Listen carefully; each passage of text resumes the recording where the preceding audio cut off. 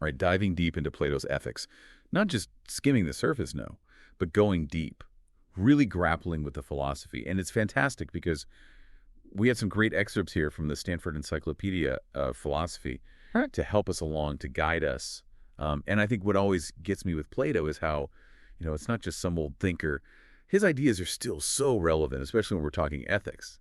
Oh, absolutely. And what's so compelling about how Plato approaches ethics is it's not like he's just giving us, a set of rules to follow. It's more like this incredible journey of questioning and then seeking understanding, which is, well, that's exactly what we're going to be doing together on this deep dive. I love that. Okay, so to sort of map out our journey a little bit here, maybe we should start with a quick overview.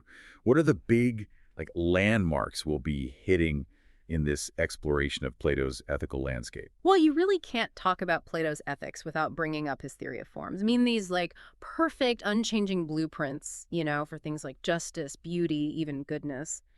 Then there's the tripartite soul. Reason, spirit, and appetite. These are always kind of like struggling for dominance. And of course, the big question, what is happiness? Or, eudaimonia.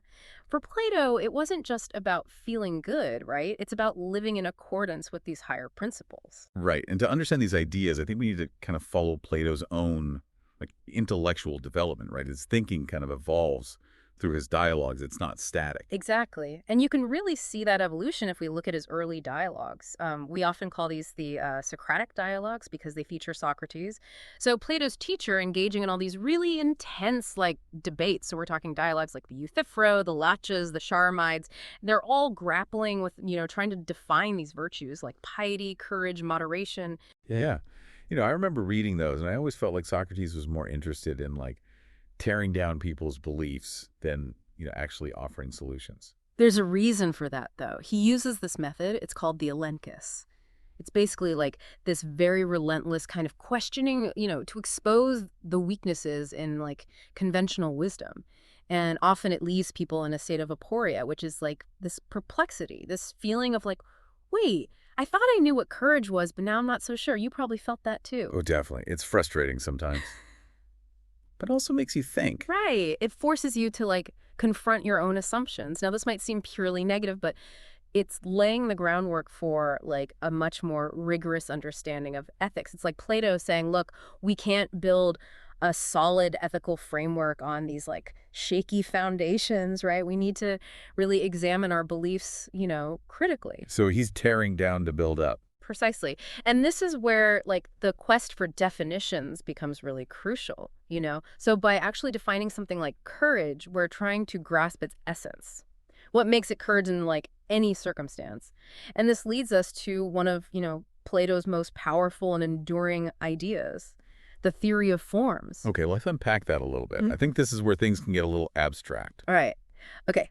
Imagine this.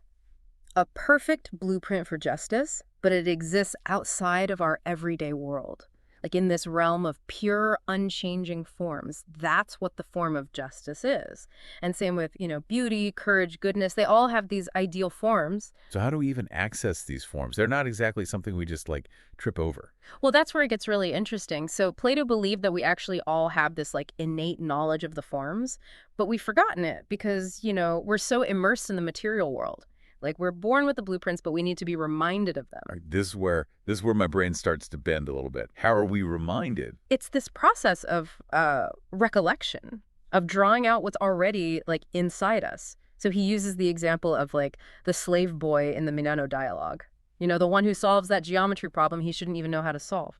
He's not learning, he's actually remembering something deep within his soul. So our souls have encountered these forms before we were even born. Yes, and that's how we know them, even if it's dimly living a good life. For Plato, it's all about aligning ourselves with these forms, with what is truly just, beautiful, and good. So it's not about memorizing a bunch of rules.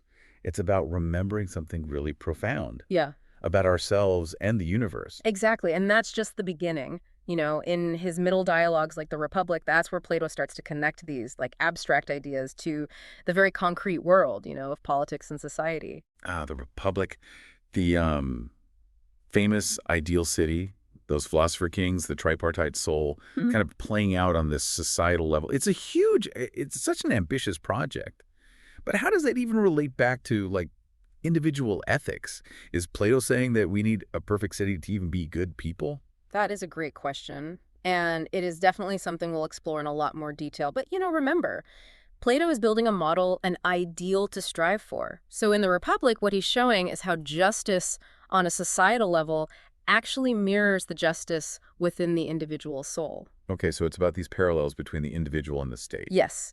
And the key is that in both the city and the soul, reason needs to be in control. Just like, the ideal city is ruled by those philosopher kings who are guided by reason, so too our individual souls, they should be governed by reason.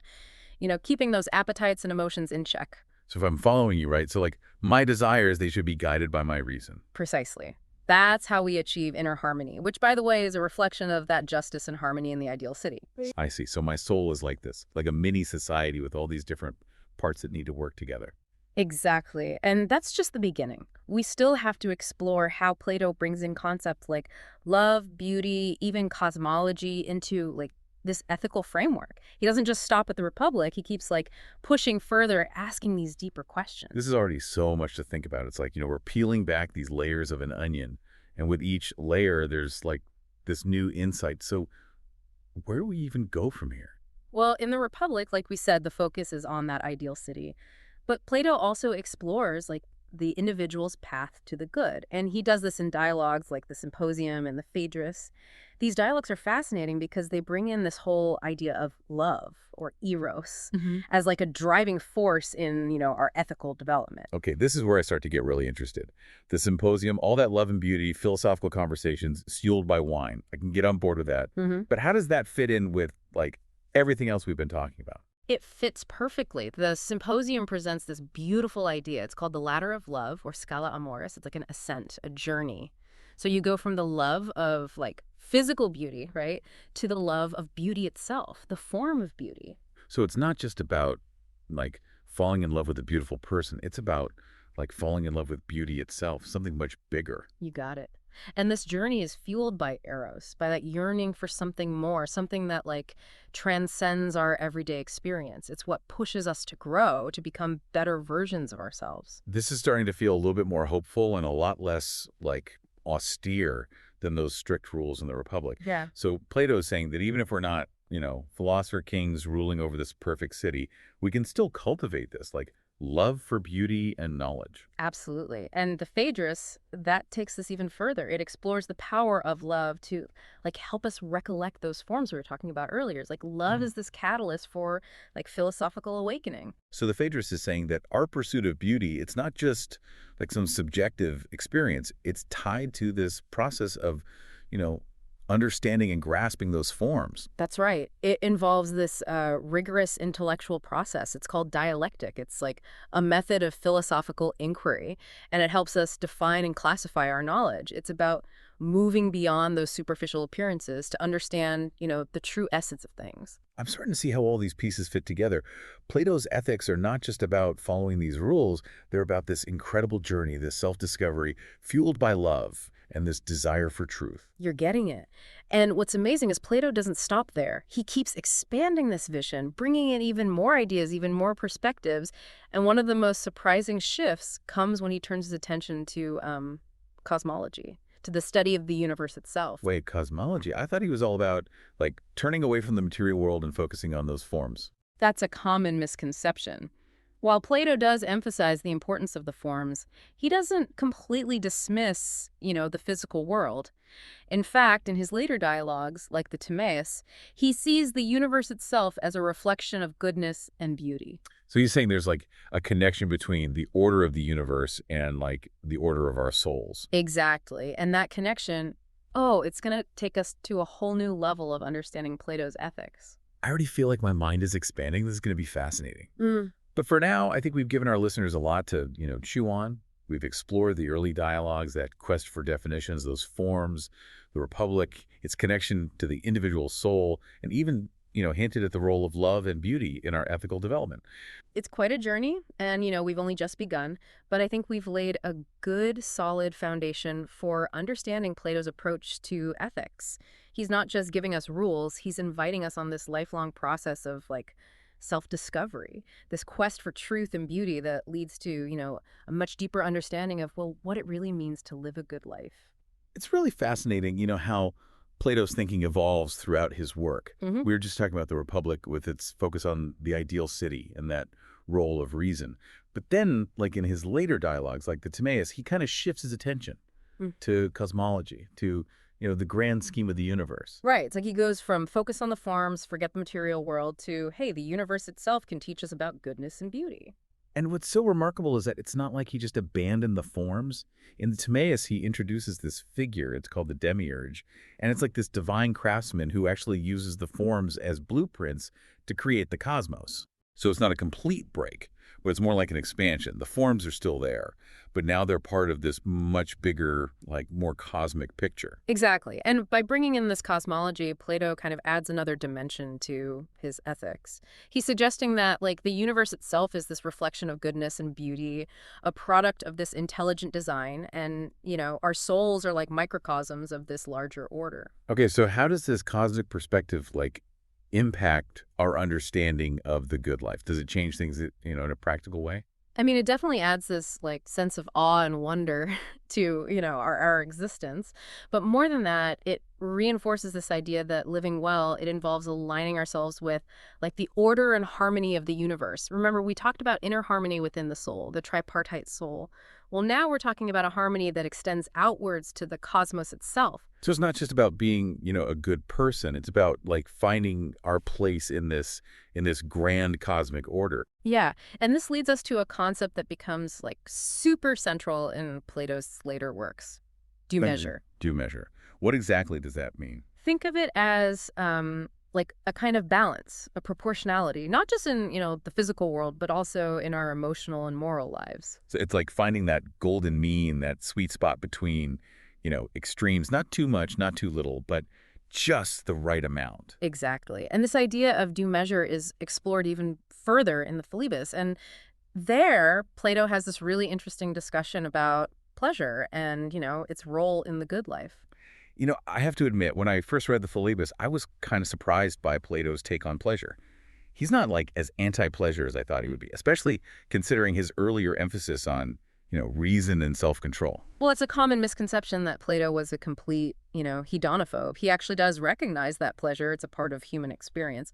But he's, very careful to distinguish between like different types of pleasure. So are there good pleasures and bad pleasures? I mean, that seems a bit subjective, doesn't it? Not necessarily. Remember those forms we talked about? Plato believes that true pleasure, it's actually connected to the forms, to what is truly good and beautiful. He uses this framework, the limited and the unlimited, to like classify pleasures. So pleasures tied to the unlimited, like excessive or, unrestrained indulgence, those tend to be disruptive and harmful. They like upset the balance of the soul and they lead us away from the good. So things like overeating or drinking too much would be bad pleasures because they like throw us off balance. Exactly. Whereas those pleasures that are connected to the limited, the ones that are, moderate and harmonious, those can actually contribute to our well-being. So enjoying like a delicious meal in moderation, appreciating a beautiful piece of art, or even like the satisfaction of a hard day's work. Yeah. Those would be examples of good pleasures because they're kind of aligned with our, true nature. With the forms. Yeah, and what's interesting is that in the Philebus, Plato actually suggests that true happiness, eudaimonia, involves a mixture of both knowledge and pleasure. But measure that proportion. That's key. It's about finding that perfect balance, that sweet spot where like both our minds and our bodies are, flourishing. So it's not about maximizing pleasure. It's not about maximizing knowledge. It's about finding this harmonious blend, this balance that's like guided by reason and wisdom. Precisely. And Plato even goes as far as ranking different goods in terms of like their contribution to eudaimonia. And guess what's at the top of the list? Even above knowledge and pure pleasure.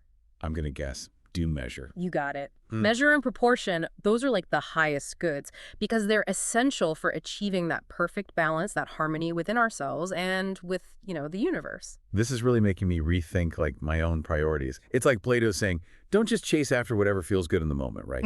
Aim for this life of balance and harmony, a life that, reflects the order and beauty of the cosmos. That's a great takeaway. And it's a message that's like as relevant today as it was back in Plato's time. I mean, we live in this world that often, encourages excess and instant gratification. But Plato's reminding us that true happiness, it actually lies in finding the right measure, in cultivating a life of balance and, purpose. Okay, this idea of balance and harmony, it's really resonating with me. But I'm curious, does this emphasis on, due measure mean that Plato becomes more rigid in his later works? Because, the Republic already has some pretty strict rules about, like, how people should live. Does it get even, like, more intense? That's a great question. And honestly, it's one that scholars have debated for centuries. While it is true that, Plato maintains these high standards for the good life, I wouldn't say that he becomes more rigid. In fact, there are even hints that, he becomes more understanding of human nature and its limitations, especially in these later works. Really? What makes you say that? Well, in the Laws, which is often considered, his last and most mature work, Plato seems to kind of soften his stance on a few things. He acknowledges the importance of pleasure, but in a much more nuanced way. And he emphasizes the role of, like, education and habituation in shaping, virtuous citizens. So it's not just about like having the right philosophical knowledge or like understand the forms. It's about developing, the right habits, Yeah. the right disposition. So that acting virtuously, it just becomes second nature. Exactly. And this suggests that Plato, he recognizes that living a good life, it isn't just about, intellectual assent. It's about embodied practice, about like cultivating the right kind of character. This is making me think about Aristotle, Yeah. who was, Plato's student. He also placed a lot of emphasis on, habit and virtue as essential for eudaimonia. It seems like there's a clear connection between like Plato's later works and, Aristotle's ethical theory. You're right. Aristotle was definitely deeply influenced by Plato, and you can absolutely see those influences, in his work. But while Aristotle did develop his own, like, unique philosophical system, he shared Plato's fundamental belief that, virtue is absolutely essential for living a good life. It's amazing to see how these ideas have, been passed down and reinterpreted throughout history. Yeah. But I want to come back to Plato's cosmic perspective, his emphasis on due measure and harmony. How does that play out, like, in his later ethical thought? Well, in the Laws, Plato makes this very, very provocative statement. He says, God is the measure of all things. It's a really powerful claim. It suggests this very profound connection between, like, the divine order and human good. So it's like he's saying that by aligning ourselves with, that divine measure, with that cosmic harmony, we're also aligning ourselves with what is good and right.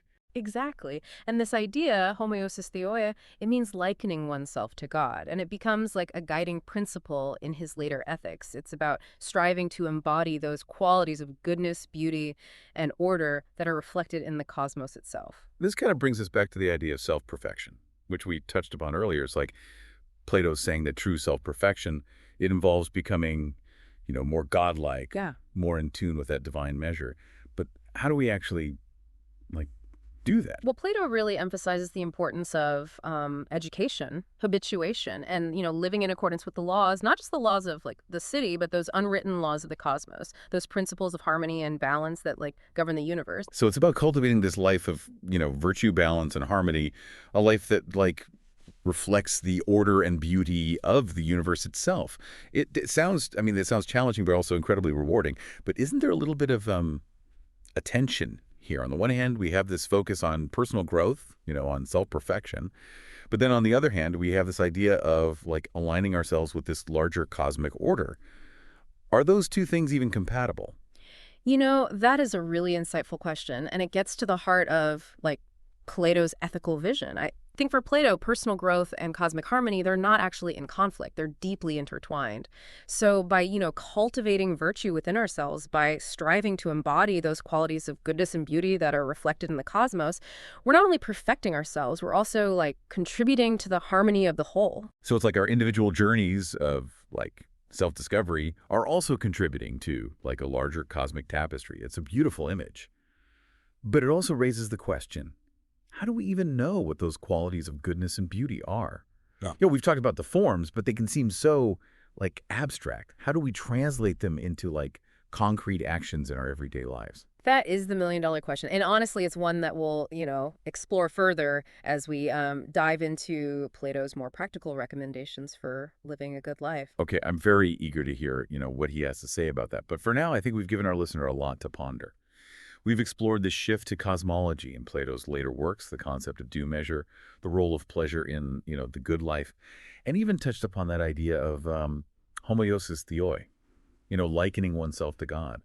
It's clear that Plato's ethical vision expands in his later dialogues to encompass not just the individual, not just the city, but, the entire cosmos. Yes. And as we move into, the final part of our deep dive, we'll see how all of these ideas actually come together to provide us with a really rich, nuanced understanding of, well, what it really means to live a good life. A life that's not just good for us, but good for the universe, as a whole. All right, so we've talked about a lot, Yeah. from those forms to the Republic, from due measure to the cosmos. And it's amazing how Plato brings it all together.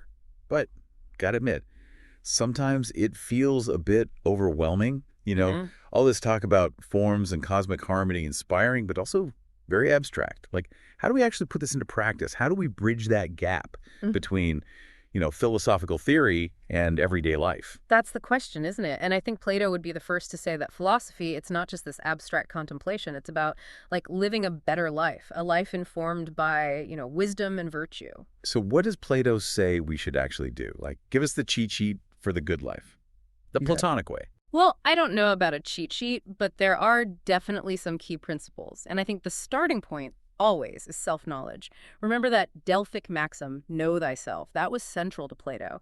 Understanding our own nature, our strengths, our weaknesses, our desires, that's the foundation. Makes sense. You All can't right. really go on any journey, philosophical or otherwise, if you don't even know where you're starting from. Right. And remember that tripartite soul we talked about, reason, spirit, and appetite.